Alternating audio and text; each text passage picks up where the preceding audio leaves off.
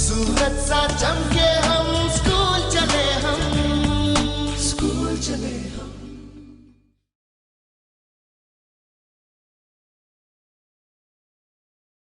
मेरा नाम रामचंद्र पाठक है और जो परीक्षाओं में 4 नंबर की विभक्तियां पूछी जाती हैं, आज हम उनको बहुत सरल तरीके से यहाँ पर समझने का प्रयास करेंगे। हम प्रायः देखते हैं कि हम जो विभक्ति रूप हैं उनको रटने का प्रयास करते हैं। रटने से हमें समझ में नहीं आता है। हम जब भी कोई चीज़ याद करें तो उसको समझने का प्रयास करें। तो यहाँ पर हम देखते हैं कि जो राम शब्द की विभक्ति है, जो विभक्ति रूप होते हैं वो रूप चलते हैं अकारांत, आकारांत, इकारांत, ईकारांत, उकारांत, उकारांत, ऋकारांत। ये जो अंत होता है उसके आधार पर जो विभक्ति रूप हैं वो चलते हैं। सबसे पहले मैं अकारांत का एक पद बताता हूँ। लगभग 80 से 85% जो विभक्तियाँ हैं वो इसी राम शब्द के आधार पर ही चलती हैं। तो ये विभक्तियाँ होती हैं 7 और एक कारक होता है संबोधनम। तो ये इस तरह से रूप चलते हैं। विभक्तियों में वचन 3 हो गए, एक वचनम, द्विवचनम और बहुवचनम। तो राम शब्द की जो विभक्ति है उसके रूप चलते हैं रामः, रामौ, रामाः। द्वितीय विभक्ति में रामम, रामौ, रामान।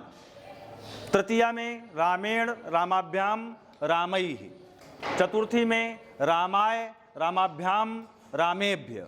पंचमी में रामात्, रामाभ्याम, रामेभ्य। षष्ठी में रामस्य, रामयो, रामाणाम। और सप्तमी में रामे, रामयो, रामेषु।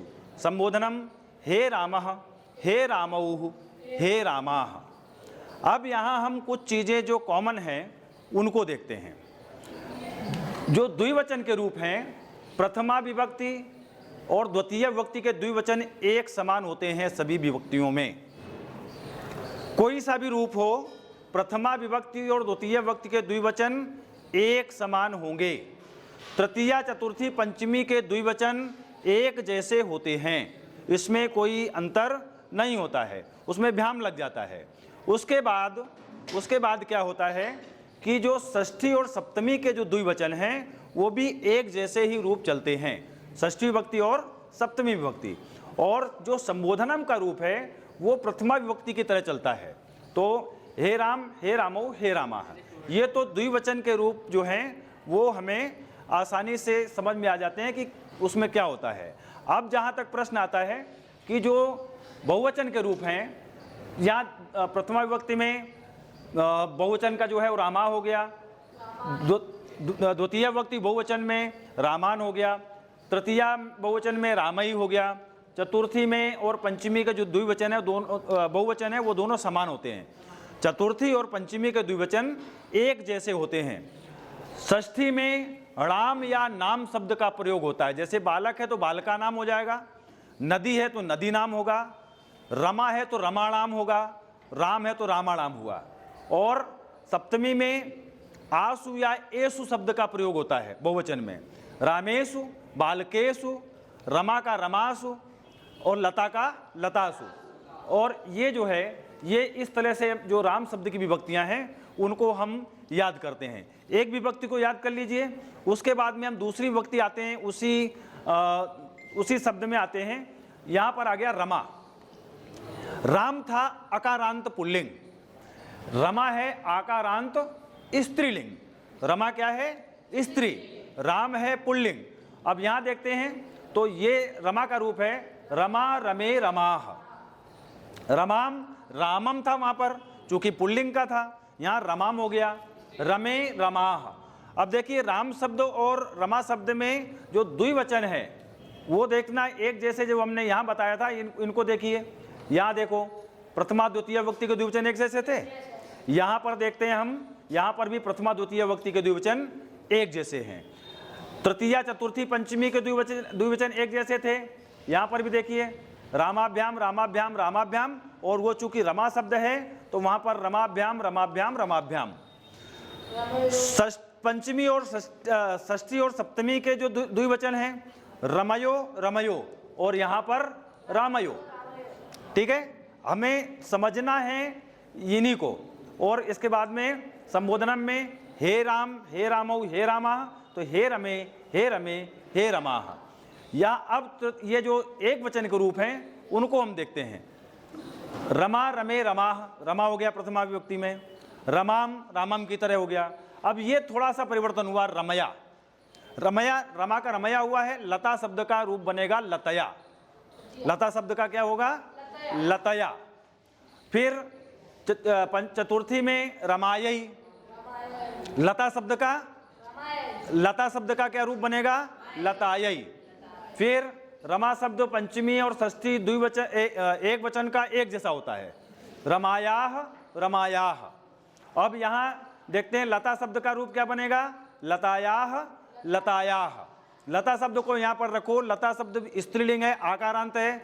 चाहे रमा का याद करते हैं तो लता को अलग से याद करने की आवश्यकता नहीं है। जितने भी आकारांत स्त्रीलिंग होंगे, चाहे लता हो, चाहे सीता हो, चाहे माला हो, चाहे गीता हो, सब आकारांत रमा की तरह रूप चलेंगे। तो ये हो गया रमायाः। और इसके बाद में रमायाम। ये देखिए यहाँ पर रमा शब्द का रमायाम बना है, लता शब्द का क्या बनेगा, लतायाम। लता शब्द का क्या बनेगा, लतायाम। और अगर माला शब्द होगा तो माला शब्द का क्या बनेगा, मालायाम। यदि साला शब्द है तो क्या बनेगा, सालायाम। और ये संबोधनम में प्रथमा विभक्ति की तरह रूप चलते हैं। यहाँ देखिए, यहाँ थोड़ा सा परिवर्तन हुआ है, रमे, रमे, रमाः। ये द्वितीय विभक्ति में प्रथमा विभक्ति और द्वितीय विभक्ति द्विवचन का जो रूप है वो यहाँ पर ले लिया प्रथमा, उसमें ये थोड़ा सा अंतर मिलेगा आपको। बाकी का रूप आप देखते हैं कि जो 80 से 85% समानताएं हैं रूपों में, वो कहाँ से हैं, राम शब्द से। द्विवचन सभी में एक जैसे हैं, संबोधन का रूप सब में एक जैसा है, केवल हमें यहाँ ध्यान रखना है। अब हम यहाँ पर आते हैं बहुवचन में, रमा, रमे, रमाः,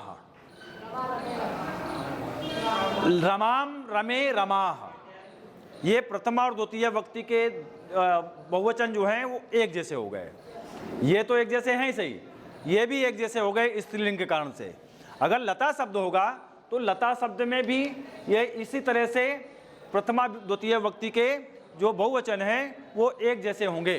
अब यहाँ रमया, रमाभ्याम, रमाभि। यहाँ देखिए ये जो रूप पूछा जाता है रमाभि, रमा शब्द का, लता शब्द का क्या होगा, लता शब्द का क्या रूप बनेगा, लताभि। माला शब्द का रूप क्या बनेगा, साला शब्द का रूप क्या बनेगा।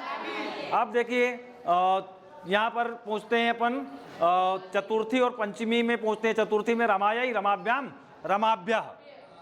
लता शब्द का, माला शब्द का, साला शब्द का, गीता शब्द का, ये एक समानताएं होती हैं। अब हम पंचमी में चलते हैं। पंचमी के और षष्ठी के जो एक वचन है वो एक जैसे हैं। अब हम आते हैं यहाँ पर पंचमी द्विवचन में एक जैसा रूप है। यहाँ पर चतुर्थी और पंचमी के जो द्विवचन हैं वो सभी विभक्तियों में एक जैसे होते हैं। तो ये हो गया इसका पंचमी और षष्ठी। अब देखिए रमा शब्द रमायाम, सप्तमी विभक्ति एक वचन में, रमयो और रमासु। लता शब्द का लतायाम, लतयो, लतासु। और माला शब्द का मालायाम, मालयो, मालासु। ये शब्द अकारांत और आकारांत के ये रूप हो गए। अब हम चलते हैं, जो अभी हमने पुल्लिंग और स्त्रीलिंग के दोनों रूप देख लिए, किसमें, राम और रमा में। अब हम चलते हैं नपुंसक लिंग का रूप। ये चलिए, तो अब हमने पहले देखे हैं पुल्लिंग और स्त्रीलिंग के रूप राम और रमा के। अब हम देखते हैं ये नपुंसक लिंग में रूप आएगा। पुल्लिंग का है ये, और इसके बाद में हम स्त्रीलिंग नपुंसक लिंग में फिर चलेंगे। तो यहाँ पर पुल्लिंग का रूप तत्शब्द, वह पुल्लिंग। अब यहाँ देखते हैं इसके रूप चलते हैं, सह, तौ, ते, तम, रामम। अब राम शब्द के रूप को देखिए और इसके रूप को पढ़ते जाइए। सामने रखिए राम शब्द का और पढ़िए इसको, तो बिल्कुल राम जैसे रूप ही चलते जाएंगे। कुछ जगह आपको थोड़ा सा अंतर लगेगा, मैं वो स्थान आपको बताऊंगा। रामः सह, तौ रामौ, ते, यहाँ पर परिवर्तन मिलेगा, यहाँ पर रामः आया है। तम रामम, तौ रामौ, तान रामान। ठीक। अब यहाँ एक तेन में रामेण, ताभ्याम रामाभ्याम, तैः रामैः। यहाँ थोड़ा रामाय रूप बनता है और यहाँ पर क्या बना है, तस्मै। यहाँ अंतर मिलेगा। एक अंतर हमने यहाँ देखा, तस्मै ताभ्याम तेभ्यः, जो राम का होगा रामाय रामाभ्याम रामेभ्यः। पंचमी में देखते हैं रामात, तो यहाँ पर तस्मात, चूंकि पुल्लिंग का है ये भी रूप, तस्मात ताभ्याम तेभ्यः।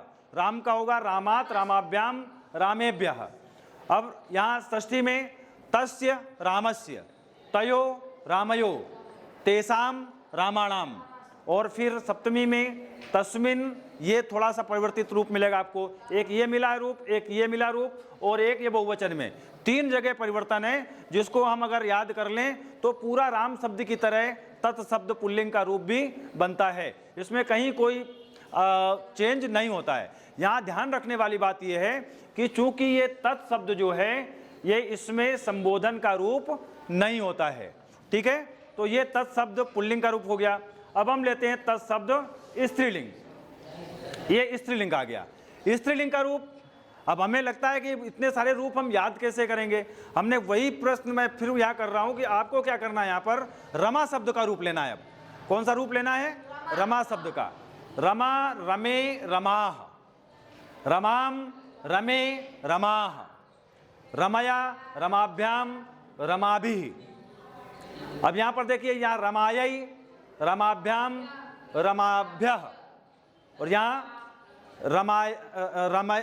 रमायाः रमाभ्याम रमाभ्यः, और रमायाः रमयो रमाणाम, और ये तस्याम की जगह रमा का रमायाम रमयो रमासु।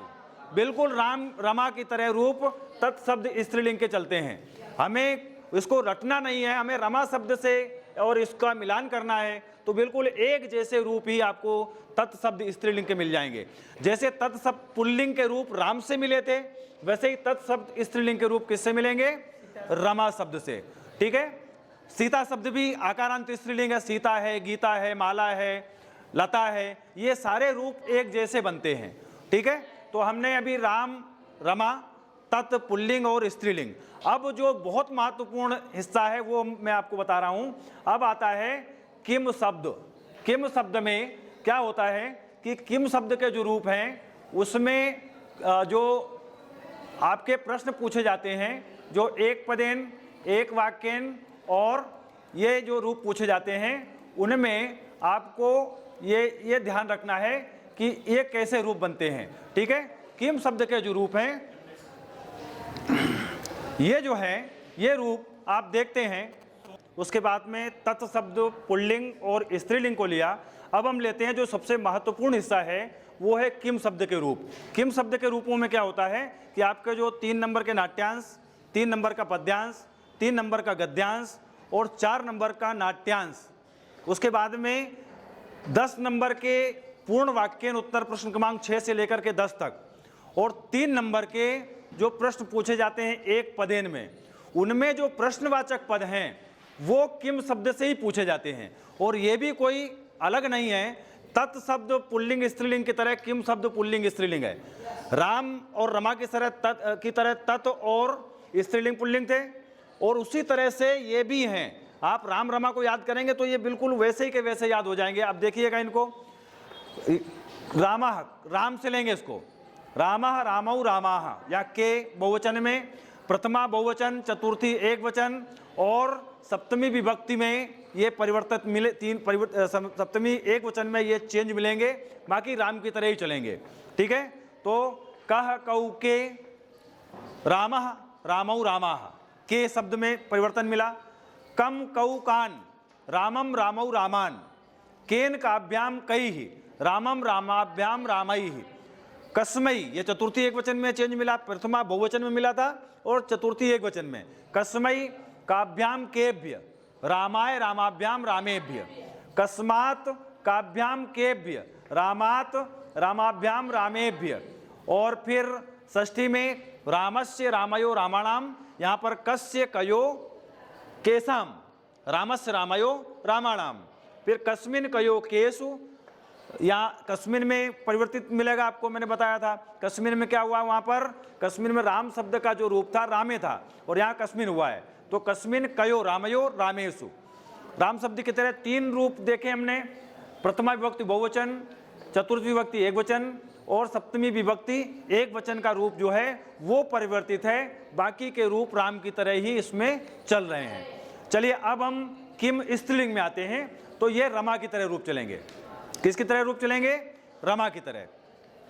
का के काह, काम के काह, कया रमा का रमया, काभ्याम रमाभ्याम, रमाभि काभि, कस्यै रमायै, काभ्याम रमाभ्याम, काभ्या रमाभ्यः, कस्याः रमायाः, काभ्याम रमाभ्याम, काभ्यः रमाभ्यः। फिर षष्ठी में रमायाः कस्याः, कयो रमयो और कासाम में रमाणाम। और सप्तमी में कस्याम, यहाँ थोड़ा सा परिवर्तित हुआ नहीं होगा, जैसे रमा में रमायाम था, कस्य में कस्याम हो जाएगा स्त्रीलिंग में, कस्याम कयो कासु, रमायाम रमयो रमासु। ये स्त्रीलिंग और पुल्लिंग के किम शब्द के रूप हो गए। यानी हम ये देख रहे हैं कि लगभग 85% जो रूप हैं वो एक जैसे ही चलते हैं।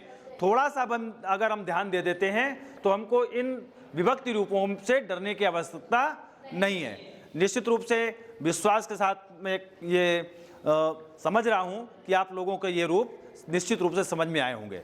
ठीक है, धन्यवाद।